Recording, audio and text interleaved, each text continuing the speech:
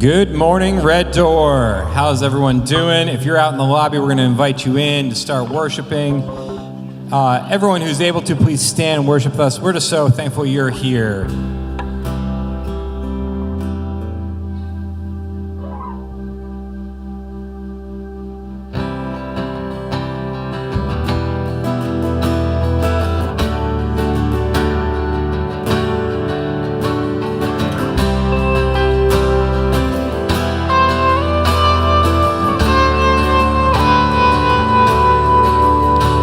Give life, you are love, you bring light to the darkness, you give hope, you restore every heart that is broken. Great are you, Lord, you give life, you give life. You are love, you bring light to the darkness, you give hope,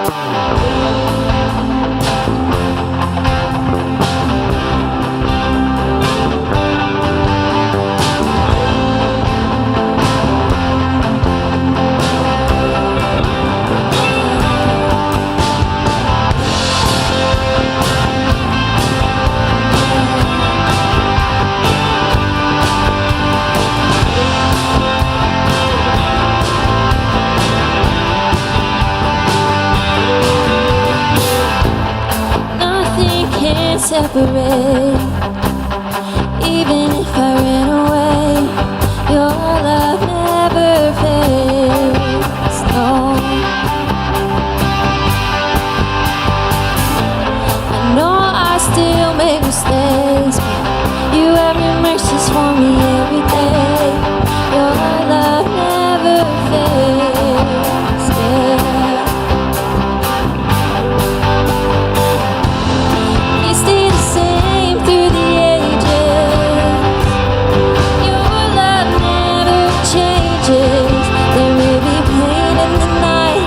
Joy comes in the morning, hey. And when the oceans rage, I don't have to be afraid, because I know that you love me. Your love never fades.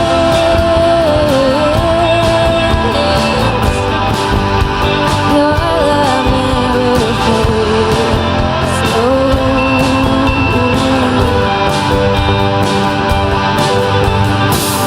When you're strong and the water's deep, I'm not alone here in these open seas. Your love never fades. No. The chasm is far too wide. I never thought I'd reach the other side. Your love never fades.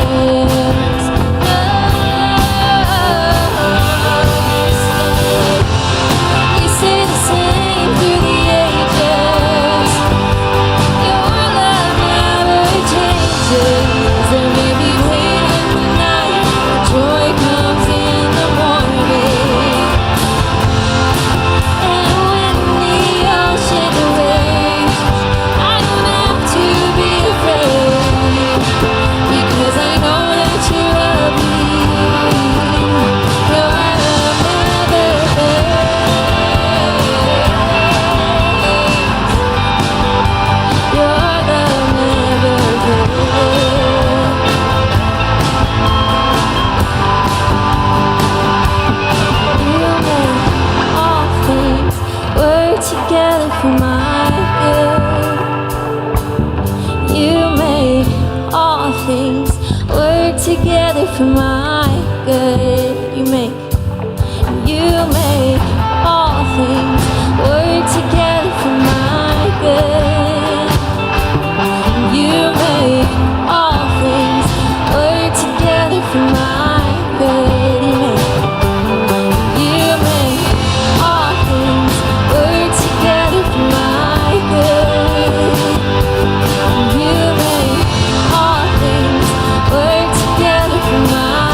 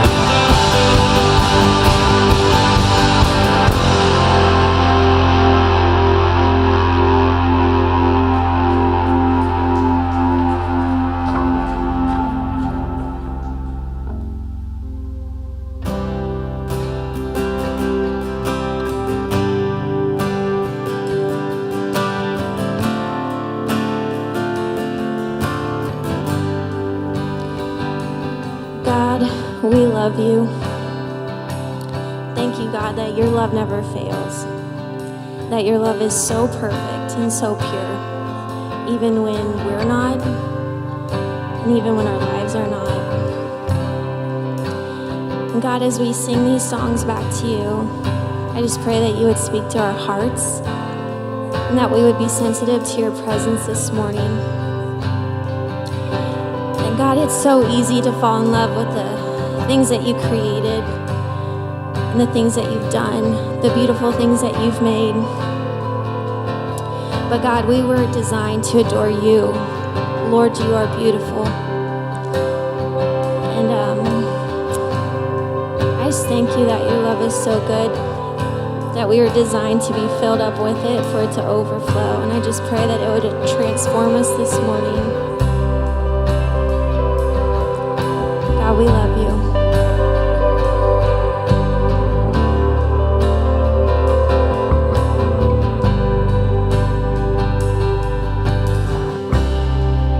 When the music fades and all is stripped away, and I simply come, longing just to bring something that's a word that will bless your heart. I'll bring you more than a song, for a song in itself is not what you have required. You search much deeper within, through the way things appear. You're looking into my heart. I'm coming back. I'm coming back to the heart of worship. And it's all about you. It's all about you, Jesus. I'm sorry, Lord, for anything that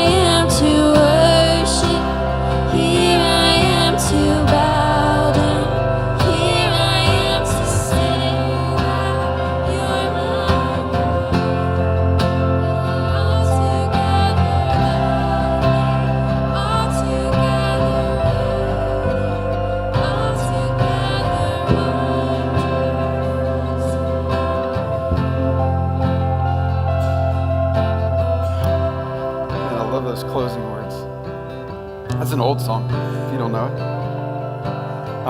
At least old for modern times. I remember the first time I heard it, and I was like, I was down with the song. I'm like, okay, I'm here right now to worship, and you're here to worship.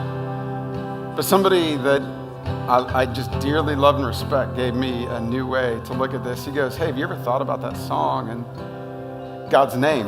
And I was like, no. Remember when Moses goes up on the mountain, or Moses meets God when he's in the mountains and the burning bushes there, and Moses is like, okay, fine, if I go to Egypt and tell Pharaoh to let the people go, like, who am I going to tell them is sending me? Like, what's your name? And he goes, I am. I am Bob. I'm like, what? He goes, no, I am. Just I am. I am. That's my name. I am who I am. Moses, I am. And ever since then, when he told me this, it was like, it changes the way that we can sing those lyrics. Where you can go, not here I am, but you can go, here I am. Right here, to worship you. To say that you're my God. And it's more of a presenting yourself before him. And saying, here I am. To say his name, I am to him. To worship him in a personal way. So as we just kind of like grab that one last time and just, I encourage you to say it in that way. To sing to him. Not about you being here, but about you being before the one called I am. To offer yourself this morning in this space right now, right here, and just say, okay, I'm here for you. So here I am. Just sing this one last time.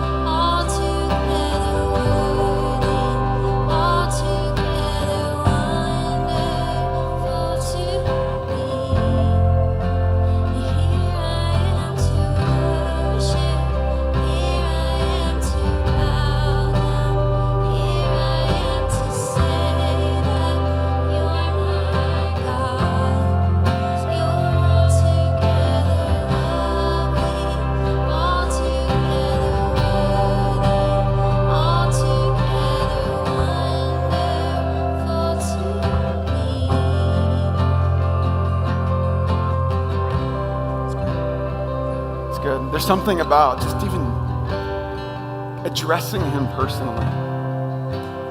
I mean, that's what you're invited to, right? To come before a God personally. So just take a moment to just close your eyes, to take in like a personal space here with your Maker.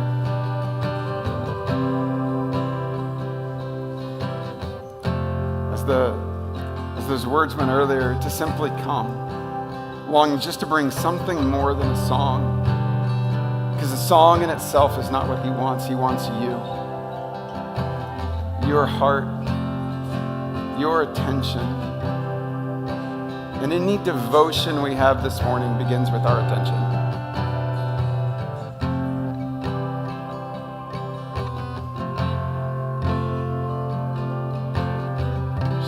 Time to pray.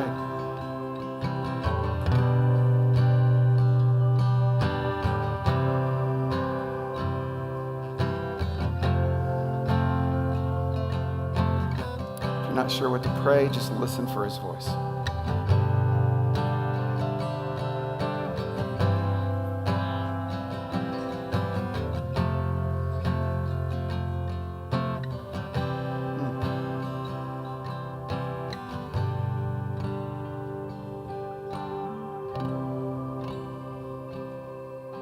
Father, we come before you expectant, longing for you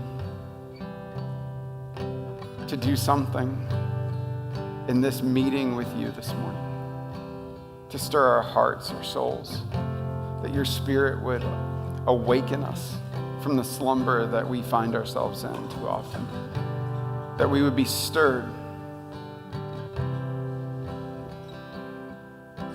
Those of us lulled to sleep by the lullaby of marketing and advertisements and TikToks and Reels, by concerns at workplaces and home projects, by our favorite TV shows and the things that we run to numb the pain. Father, we pray that you would just awaken us this morning and fill our hearts, our souls.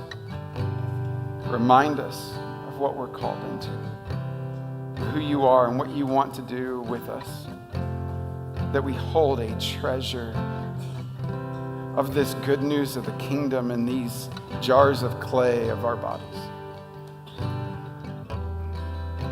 Pray that we would carry that out, that we would be your representatives here on earth, bringing your ways and your desires, your kingdom here, using our lives to do that, spending our lives on that. And so we just say to you together, Father in heaven, hallowed be your name.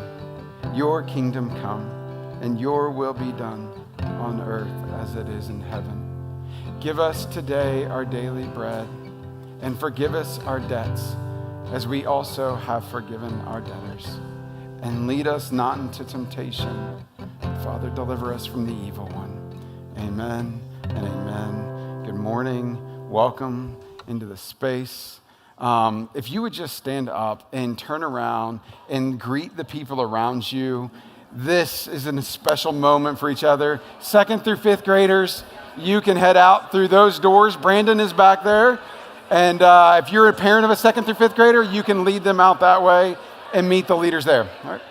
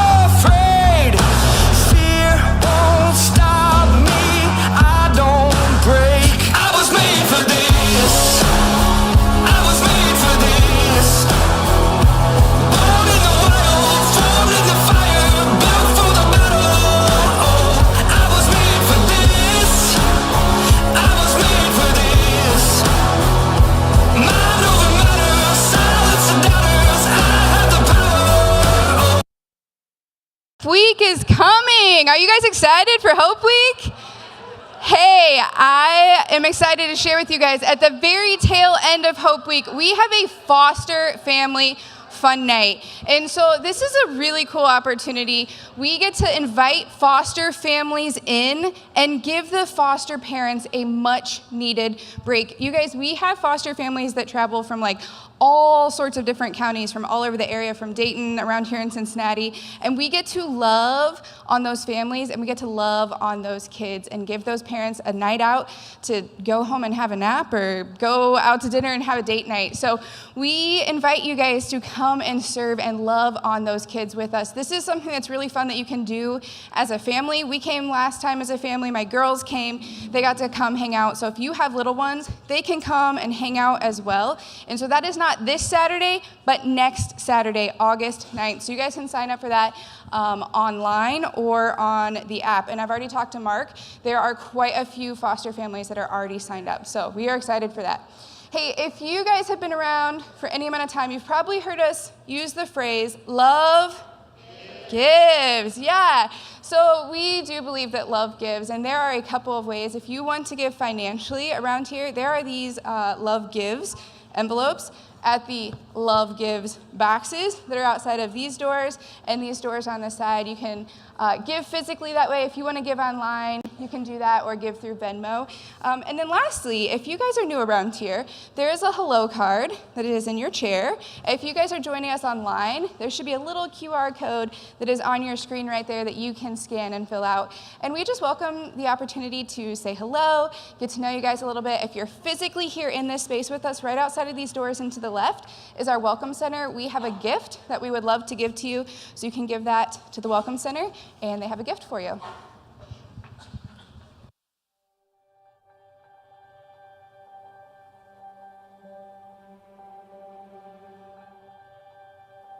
Hi, I'm Sheila. I want to tell you a little story about my mom. In January, we decided that she was going to go into hospice, and we did not think that she was going to die anytime soon. We just knew the process needed to start. So the day the nurse was over, for the first time, after she left, I was talking to my mom, and I asked her how she was feeling about entering hospice. She said, I'm not afraid to die, and she started crying. And I said, Mom, what are you thinking about God? How are you feeling about God? Because we have had lots of conversations just along the way, but she just always struggled. And I would go in praying before I went, Lord, help me have a spiritual conversation with my mom. And sometimes I would, and sometimes I wouldn't. This time, I wasn't even thinking about it, to be honest. And I just asked that question, and she said, I don't know. I feel like I have done some things in my life that I don't think God would want me. We'd had this conversation before. I said, Mom, it's not about what you've done. It's what Jesus did for you. And he died for you for that reason. That's the whole reason he came. And none of us deserve it. And she said, well, what do I have to do? I said, it's really just trusting him. And I said, would you want to pray and tell him that you trust him, that you... I think I said something along the lines, well, what I tell high school kids is we just need to admit we need him and believe that he died for us and give our life to him and trust him. And she said, I want to do that. And I said, do you want to pray? And she had told me that she never would pray out loud. That's where she just would never do that. I said, do you want to pray? And she said, do I have to pray out loud? And I said, no. She said, should I though? And I said, well, I think it would be good, but it's totally up to you.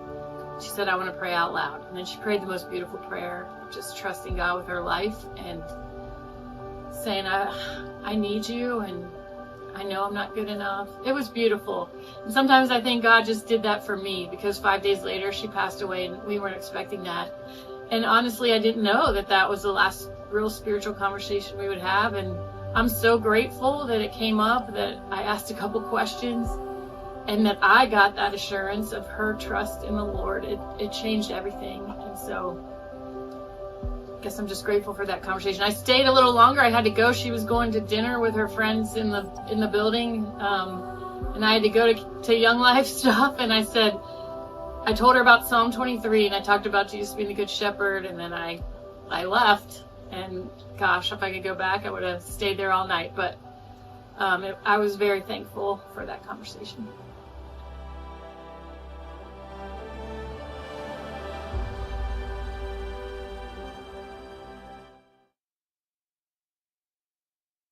Oh, if you guys don't know Sheila, man, that is such a powerful story.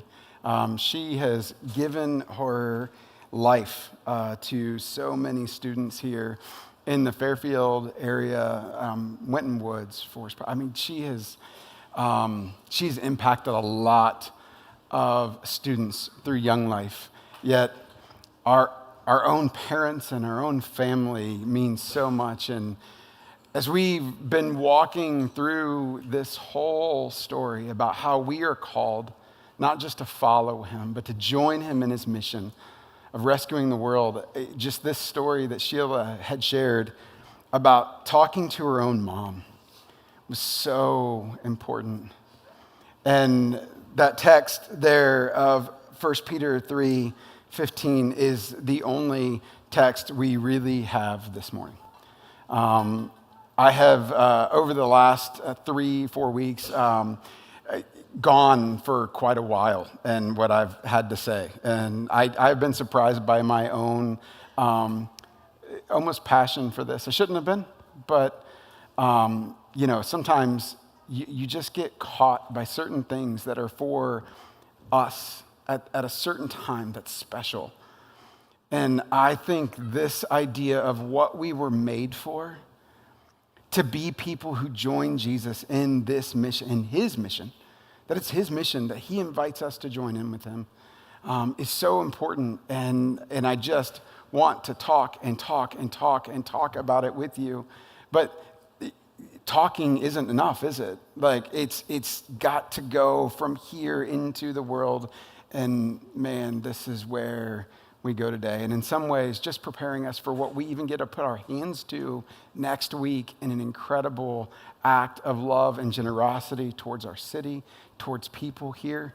But this one will be shorter, okay? I hope. So this one will be shorter. I want you to see this. Peter, the guy Jesus called there at the fishing boat, who he said, hey, come follow me, and I'm going to make you fishers of men. You will be the fulfillment of the prophecy Jeremiah talked about when the kingdom comes. And you will be bringing people in as you join in this thing with me. He wrote a few letters to the churches towards his later years before he died. And in there are just incredible amounts of wisdom and what it means to follow, and encouragement for the church to do what she is called to do, what we are called to do.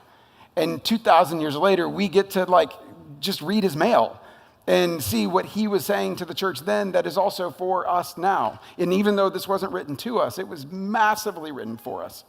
And we get to see this. But he sums up all of this stuff at one point in 1 Peter. And he says, look, but in your hearts, revere Christ as the Lord, and always be prepared to give an answer to everyone who asks you, to give the reason for the hope that you have. But do this with gentleness and respect. And it's just an incredible line that I think we have to grab onto. And this is it. This is the text I want you to see. I want you to have just buried in you that Peter's like, hey, you have to give an answer to what? Have an answer ready. Have an answer ready. For what? For the hope that you have. And some of you are like, I have no hope. I don't know what he's talking about. Well, keep listening. That's part of what we're going to talk about. But what I love about this thing, built into this, if you have to give an answer to everyone, it's because they're asking you questions, isn't it? That it's coming from people asking. And what you see when you look through the book of Acts, if you were just to take a quick read, I recommend at some point in time in your life, you just read through the book of Acts in one sitting. You just sit down. It's 28 chapters. It's not super long. It's going to take you I don't know, depending on your reading speed, between an hour and a half, 2 hours. Just sit down and just read through the whole thing. At most, it's going to take you that long. And you just sit there and you read it and you take it in. And here's the thing, just even in Acts, all the things that happen are often in response to the questions that their people are asking. Like, look, just here's a few examples of this in Acts I did want to show you. To the questions. Amazed and perplexed, they asked one another, what does this mean? Brothers, what shall we do? Somebody said, by what power or what name did you do this? Like, it's just the questions that people ask, then like it's followed on with an answer for their hope. And so Peter, man, like he is like in this space, he's going, give an answer for the hope. And so whether it's all of these, or it's an Ethiopian eunuch, or a centurion from Rome, or Epicurean and Stoic philosophers in Athens, every one of them in the book of Acts just start asking questions to understand, what are you talking about? Why did you do this? What do you mean by this? Why is this man who is lame walking around now? What's going on here? What does this mean? Like all of these questions are coming because they see a group of people living in a new way that they don't understand at all, which is to understand that there's something present, a new reality that emerged that calls for an explanation, and it prompts their questions. And so this is why I think Leslie Newbigin, it was getting at when he said something along the lines of this. He's a guy who lived his life on mission. He said, live in the kingdom of God in such a way that it provokes questions for which the gospel is the answer. You know, Peter's saying, always be prepared to give an answer for the hope that you have. Like, what's the reason for this hope? But Newbigin backs up 1 second and he goes, yeah, but live in such a way that causes people to ask those questions. Like, you're not going to get the questions about your hope if you're not living in a way redefined by that hope. And so I love how Newbigin puts it. Like, hey, no, live in the kingdom. Choose that way. Live into that in such a way that it starts provoking questions from the people around you in the public spaces that you live, work, learn, eat, and play. Like, go into those spaces and let people go, whoa, hold on, explain this. And they start asking you to explain the things you're doing. It's an incredible thing. I mean, just this week, I got a call from the fire chief who's heard about you all. And he knows your generosity and the way that you guys do some things. And he goes, hey, listen, we just went on a medical call. There's an 85-year-old man with Parkinson's just behind you guys in Forest Park here. And his HVAC is not working. He's sitting in an 85-degree home. And we don't have anywhere to take him. Like, he's basically like, can you do something? Like, really what it was. Like, what's he doing? He's asking a question. Why? Because he's heard of your reputation. He knows about Red Door. And he's heard of these things. So all I had to do, I go, yeah, hey, I'm on a date with my daughter right now. But let me just send out a text. And so I send out 2 texts, one to my family group and one to a group of guys. We have this whole thing called the Protectors. That is, if you want in on it, let me know. I'll get you. But it's like a little text group, and we just send it out. It's like putting the bat signal out, basically. And so the bat signal goes out, or the kingdom signal is what we'll call it. It goes out, and all of a sudden, Rob Snyder, Rachel, who was here singing, he is the lesser half of Rachel. But he's still a phenomenal man. And so how great is Rachel, right? I mean, but like this is, Rob texts back, he goes, hey, I'm in, what do you need? I'm like, okay, hey, look, and Rob's got some medical background and aid and different things, and he's just like, beyond that, Rob's just like, I'll go figure it out. And so we have a brief chat, I connect them with the fire chief, they end up getting the address and going up there. And Rob is like looking at all the stuff, and the guy's a little confused about some things and not sure. And it's like, hey, we can bring you here and let you cool off in the building. Which, by the way, maybe that's just something we need to do, is have people just here who are able to be here through the week and weekend, that people can just come and cool off if they want. I don't know. But like, Rob goes over there and he starts tinkering around the guy's HVAC thermostat, and he's like, oh, this is broken. So he just runs over to Home Depot, buys a new thermostat, calls Matt Laver. The two of them end up over there just fixing the thermostat for the guy. Boom, done, on, AC, right there. And the guy's like, what? Yeah, right? Isn't that pretty sweet? Like, and certainly, like, I mean, who knows what, maybe just how God entered into that space. Maybe it was just the thermostat. Maybe there was more. Maybe there was just, but here's what Rob did. He just said yes. And he lived in such a way. And the guy's like, why are you doing this? Who sent you? And Rob would be like, the fire department. You know, like, I don't know. But it's like, no joke. It would be no joke. I mean, it's a little Blues Brothers-ish if you grew up in my day, but to go, I'm on a mission from God. Like, God, I am sent by someone who loves you and knows your name. And I just want you to know that love that he brings to you and how he wants to make the world right. So we are called to live in such a way that it causes people to ask questions. And when you get to that moment, the gospel is the answer. And so part of me, here's what I want to say to you. This is just a poke. Are people asking you questions? Because if they're not, then chances are you really aren't living into the hope that you have, that is yours. You're not really trusting in that hope. If on the other side of it, people aren't going, okay, explain this to me. Why in the world would you give that much money? Why in the world would you go and why, think about when we do the feast, why are you buying all of this Thanksgiving food? You know, and people are like, what are you doing?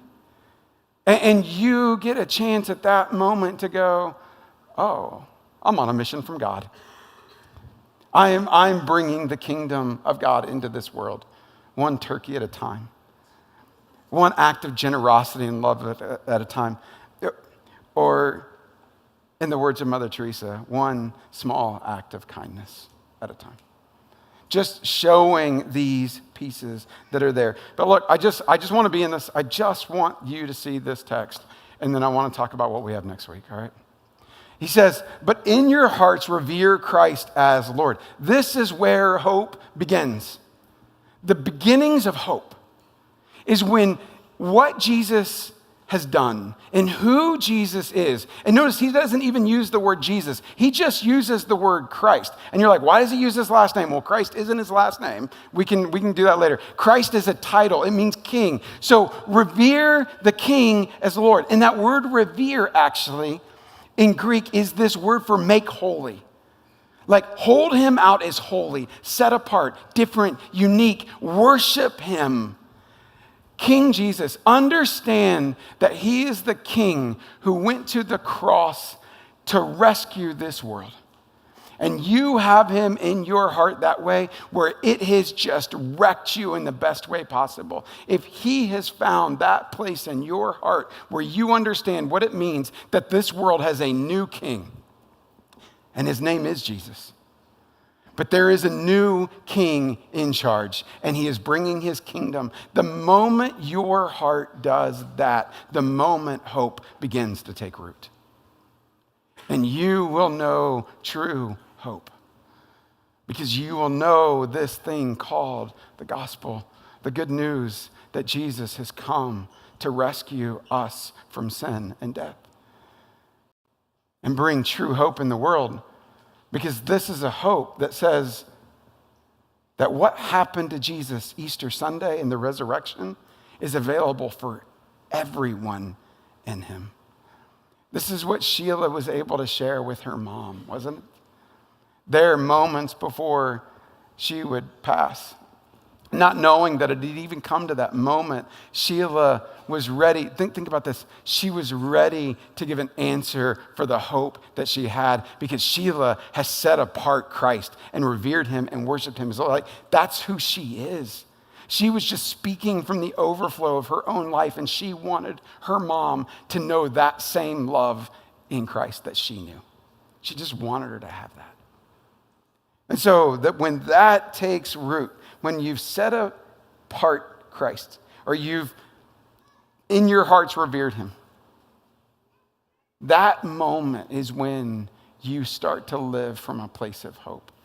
Because the story of Jesus is not any longer a story that is outside of you. It's one that's a part of your world and one that you've entered into.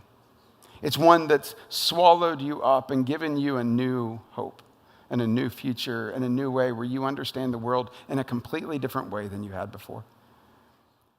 And so he says then, once that's done, now always be ready to give an answer then for anyone who asks you to give a reason for the hope that you have. Like, always be ready for an answer. So there's this idea of you're anticipating it, that you start listening for it, and you start looking for it. That as you live your life in a certain way, like maybe you just decide, I'm not driven by this American machinery of production and more and more and more and better and better and better. I'm going to take a Sabbath and just step out of all of the crazy. And so Friday night dinner to Saturday night dinner, you just set aside 24 hours where you just wind down and you step back and you play and you pray and you enjoy your family, you enjoy friends, but you don't work. You don't hustle. And people around you start going, what are you doing? And now you have a chance to explain the hope that you have. You have a reason for your hope where you can say, I'm not bound up by doing more and more and more. Like, I don't have to participate in this. I can step back. I'm not a slave. I'm a son. I'm a daughter. And people will ask questions as you live this way. I mean, the fact that you get up on a Sunday morning when you don't have to be here at 9:07 a.m. You know, like the fact that that's odd, right? That's not normal. And like sometimes we just want to shrink back from that and like not let people know, and we want to keep it on the down low, and I don't want to put my faith in, I don't want to get too much. Live in a way, live into it. Answer why. And talk about it, and that it's, hey, they have really good muffins, but also Jesus is there. And I get to meet with people who are like Jesus, and I get to experience him, and I get to worship him, and I get to sing to him, and I get to learn more about him, and it moves me for my week. Like, you get to answer those questions, but you have to be anticipating them, listening for them, and looking for them. Are you actively looking to give answers when people are actually asking questions? Are you listening for their questions? That's what he's getting at. When you get to that moment. And then for the hope that you have. You're not giving, this verse has become a favorite of people who are in a field called apologetics, which is, I'm going to give you all of these defenses of why there's a rational explanation of Christianity. And there is certainly a reason for doing that.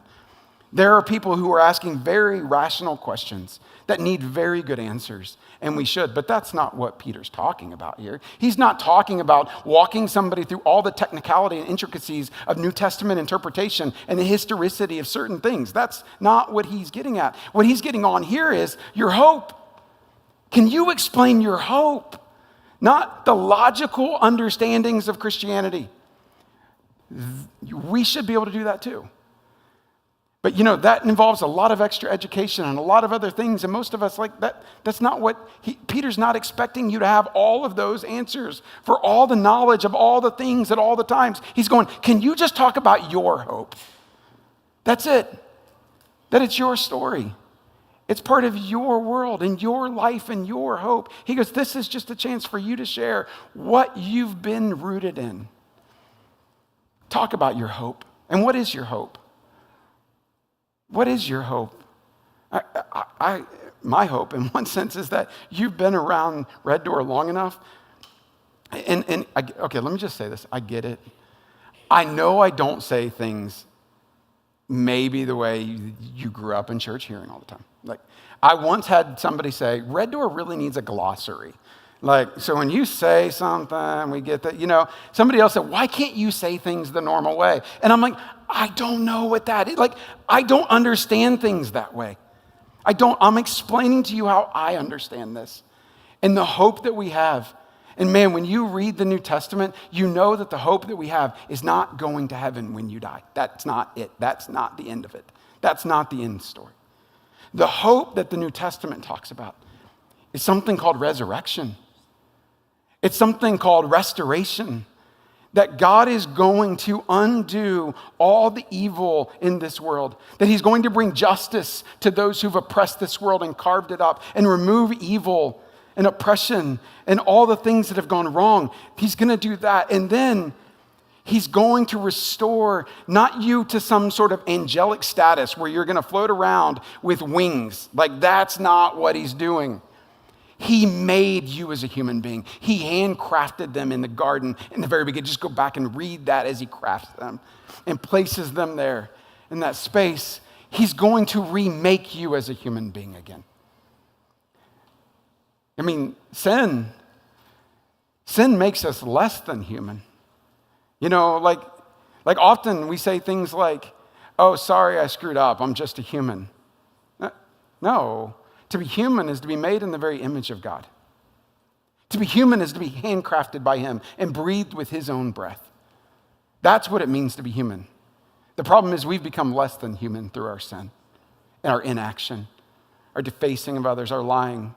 That's less than being human. What he wants to restore you to, the hope that you have is that he will make you human again. And on that glorious day, when he raises you from the dead in resurrection, full bodily resurrection, what happened to Jesus on Easter Sunday morning kind of stuff, that is the hope. That he is going to bring you into that space, and not just you, but the world that he made, he's going to restore again. That's the hope the New Testament holds out. Just read it. Just read through it, and you're going to start going, oh my goodness. And you get to tell people, yeah, cancer does not have the last word. Death will not have the last word. Evil will not have the last word. These things that are happening in our world, I don't have to freak out and flip out because I know that there is a king sitting on a throne that is going to make all things right and new again. You can rejoice in that. That's a hope that you have. But then I love how he ends this. He goes, but do this with gentleness and respect. Because I'll tell you what we've done is that we've made it harsh and condemning and absolutely disrespecting. We're not often sharing hopes, we're sharing reasons why the other people are wrong.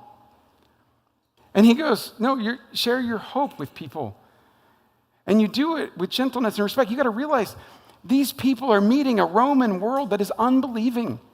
That don't care for what they have to say or what they have to bring or what they have to do. You do realize that as they brought Christianity in and people turned from their idols, all of a sudden the economy that was built upon idol worship is being attacked. And you know what happens when you go after money? People get angry. They get rage. And the reason why Christians were attacked by the Roman Empire in the first century wasn't because they believed something different up here. It was because those beliefs flowed out into culture and people stopped buying the Roman goods. And people were like, oh, no, we can't have this. This is creating unrest. And then they started talking about somebody else who's the true king and that all that the emperor is doing and the way he's carving up the world for his own ends, that won't last because Jesus will come and he will set things right again. They go, oh, no, we can't have that. And that's why they started persecuting the Christians. Was because it started impacting the Roman Empire.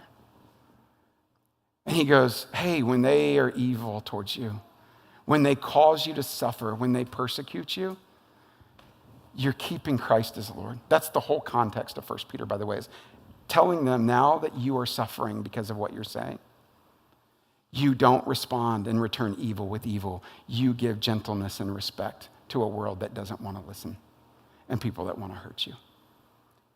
And so it's not going to be by condemning people or disrespecting them, but by being gentle with them and showing them respect. In the same way, God has caused his rain to fall on the just and the unjust. God has given water, rain for crops, for everybody. You can do the same. And he's calling them into this and living into this hope. And so that's what I want for you, to bring this hope, to live in such a way that causes people to ask questions to which the gospel is the answer. And we respond with the hope that we have by doing things that cause people to ask questions. So, when we started Red Door, we began in one of the earliest projects we ever undertook was with a playground project. This was early on. We were working with an apartment complex called Heritage Glen that the Tidermans for years had invested in. And we got this idea that, it was a harebrained idea, that this apartment community that was basically like a third world infested, slumlord run place. But they had a playground. And we had this idea that we're going to restore the playground. And, hey, Johnsons. I'm just thinking of you because I'm telling this story. And I just see you back there now. Sorry, squirrel. But we have this moment that, okay, we're going to do it because it had a teeter-totter, but it didn't teeter, and it didn't totter, and it had a merry-go-round, but it didn't go round, so definitely not merry. And it was just overrun with weeds, and the wood had started to really get splinters, and it was rusty. It was just gross. The whole thing was gross. And we thought, let's just get there and descend on this and see what we can do. And let's just take just a little bit of this broken world and make it new again for a little while. And let's just paint a picture of what God is going to do one day in the future in this little playground right here. And as we do it, the residents start coming out, and they start going do you live here? And we're like, nope. They're like, why are you doing this?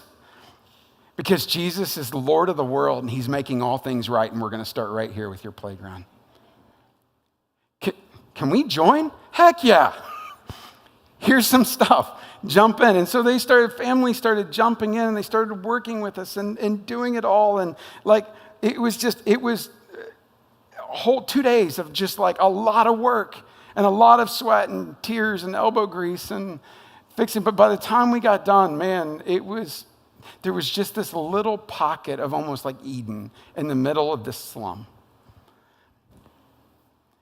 And I will never forget, because Chris Johnson's why I saw Chris, and I just was like, oh, Chris and I were standing there. And a little boy with yellow stained hands runs up to the two of us. He was too eager to let the monkey bars dry. So he goes, yesterday, there wasn't a playground. Today, there's a playground. And Chris, he just gets down. He's like, yeah, buddy, you can do a lot in one day. And the little boy looks at Chris, and he kind of gets this I don't know, if a world conquered by Call of Duty and Warcraft, I don't know. He leans into him, and he gets this look in his eye, and he goes, you can destroy the world in a day. It was like, oh my gosh. Wow, but he's right, isn't he? Isn't he right? You get to choose. You can make your world new in a day, or you can destroy it. Every single day you take breath, you live between those two choices. Am I going to bring the kingdom of God into this world? Am I going to bring what the writers would call the kingdom of heaven into this world? Am I going to bring glimpses of new creation, of what's to come in that future day when God makes all things new? Am I going to bring that into the world today? Or am I going to bring the fires of hell? James said, your tongues are set on fire with the fire of hell. Which one are you going to bring? Paul would say, man, this treasure that you have, you hold in this earthen vessel of your life. This clay pot, you hold this unbelievable treasure to bring into this world, and you get to choose.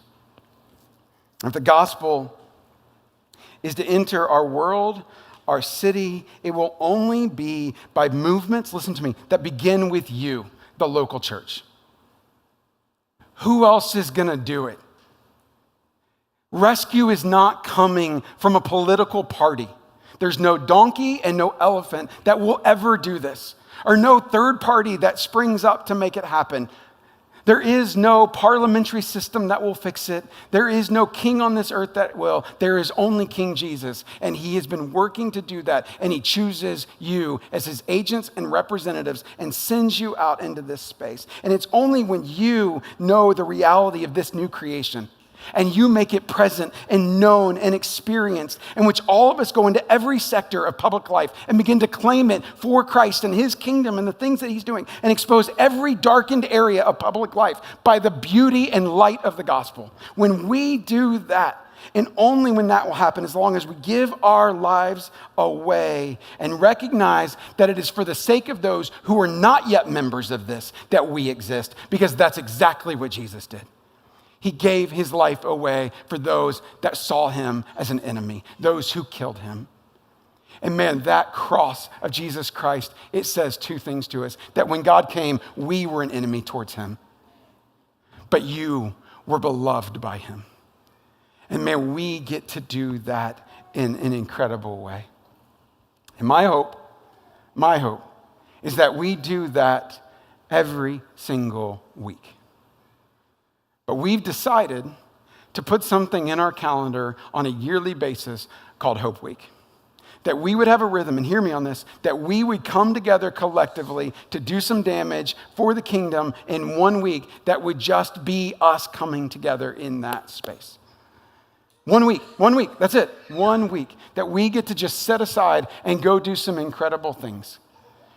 It starts next week on Sunday morning at 10:01 a.m. And so we want to come together to do this. So listen, next week when you get here at 10:01, we're going to rally together for like 15 minutes. Sing a song, because that's kind of what you got to do in church, I guess. Just kidding. Like, we want to send us out with prayer and worship on our tongues. When we're done with that, you can drop the kids who are the little ones back in the back. We're all together until that moment, okay? No drop off. We're just going to be all together, and then you can drop the littlest ones off. Some of us, we're going to go to the park. If you don't mind working out in the heat and the sweat, bring gloves, bring shovels. If you're like, should I bring it? Yeah, the answer is yes, just bring it. You're not going to run home and get it. Just, if you think, bring whatever you want. I don't care. You got a bobcat? Bring a bobcat. Like, we're going to figure it out. We got an hour and a half, 2 hours to just make as much hay over in this park and begin to restore it and create a little bit of beauty. And this is just the first time we're going to hit the park. More will come later. But if you're like, I'm not there, we can make sandwiches. We got hundreds and hundreds of sandwiches to make for kids who are hungry over the summer. And man, through the organization we partner with, they're going to deliver those sandwiches to the right families at the right times. We have people doing sewing so they can make belong bags for kids who are entering foster care. These bags are going to be put together so that when a person is going, a social worker is going to bring a kid out of their home and place them into a new one, they get a bag to put all of their stuff in, because otherwise they were doing it in trash bags. No. That's not how we roll. You will get a bag of belonging to remind them that they are worth so much more than they think. And that's just a little piece that we can do. You don't belong in a trash bag. And so they're going to be making those bags as well. In addition, there's letter writing on Sunday for young life leaders to just encourage them. Those will go with gift cards. It's going to be an incredible opportunity just to encourage them and love on them as they love on so many students. Then it gets better from there, because then we're going on Monday to Hope's Closet for sorting. You're going to sort some clothes, get some stuff ready. That helps foster families here in the area. You sign up for that on the website. And by the way, if you didn't get one of these, make sure you find this. Here's everything for Hope Week, all the stuff that's going on, all the ways in which you can sign up for the things that need signed up for. You can grab that. Tuesday morning, 8:30 a.m. here. Every Tuesday morning at 8:30 a.m., by the way, we run a produce pop-up shop where people can come and get fresh produce for free. And we just give it away. We have a group of people here. I see Z in the back. Z's there every Tuesday, aren't you, Z? Doing that. And we have others who are here. Mel comes often, Rick, Albright, and along with our staff team working on that. Dwayne's heading that up. Listen, there's so much good stuff. Rethreads then on Tuesday evening, where you can sort some clothing. If you miss clothing sorting at Hope's Closet, you can do it at Rethreads. Let us know you're coming on that one. Then Wednesday night, we're getting together. It's our monthly time at Flubs. But listen, we're going to buy some ice cream for some people. And when they go, why are you doing this? What are you doing? We're going to go, we're on a mission from God, one ice cream cone at a time. And we just want you to know that you are dearly loved and you are seen by him. And then Soul Food Pantry will be Thursday evening. We're just going to clean the place up. Listen, a food pantry over the course of a year gets just dirty, and we get to just put some elbow grease in that. And then Friday, if you want, host a bonfire with some friends. It's a great way just to hang out and do some fun stuff. And then Saturday evening, what Jenna just mentioned earlier, Foster Family Fun Night, where we get to just love on foster families. We get to just come alongside those kids, and we get to just play and interact while mom and dad just get to go rest for a couple hours. Come give rest to them, because that's how they understand the words of Jesus. Come to me, and I will give you rest. You go, how does that happen? He goes, through my people. Through my people. My agents, my representatives of the kingdom. So the band comes up. Let me close this. I told you I was going to get faster today. Listen. And we bring this to a close. I just want to read this. I just want to read you this. I think these are fitting words to close with. From a brilliant mind who said, the future hope held out to us in Jesus Christ, that future day, right? The resurrection day. The day that we read about in Revelation 21 when he says, behold, I'm making all things new again. That day held out to us in Jesus leads directly to a vision of the present hope now that is the basis of all Christian mission. That future hope is what gives reason to our present work.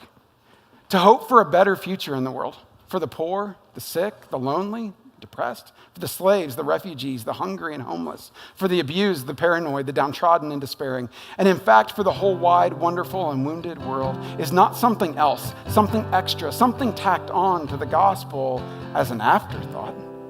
It is not a distraction, hear this, from the task of mission and evangelism in the present. It is a central, essential, vital, and life-giving part of it. Mostly, Jesus himself got a hearing from his contemporaries because of what he was doing.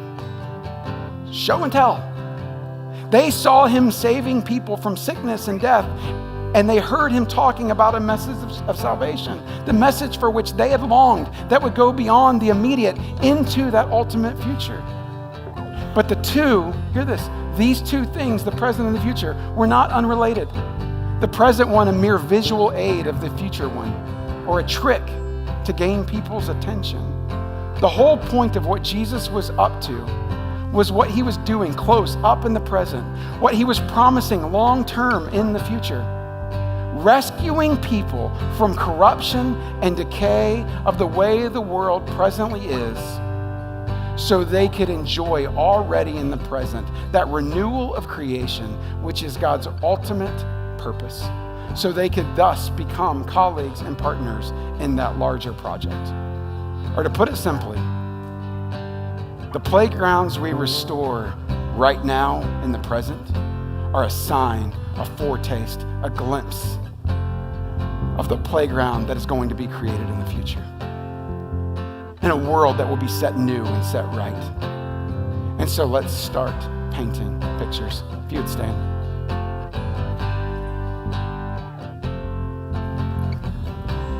This future comes because of the work of Jesus. And so I just want to invite you this morning into a space to receive his body, his blood offered for you. Come and take into you what was crucified so that you can begin to live what is resurrected. The prayer team will be down here as well. And we'd love to just receive you and pray with you if you just want to begin there. So please come. Communion is open to you. Prayer is open to you. Come receive.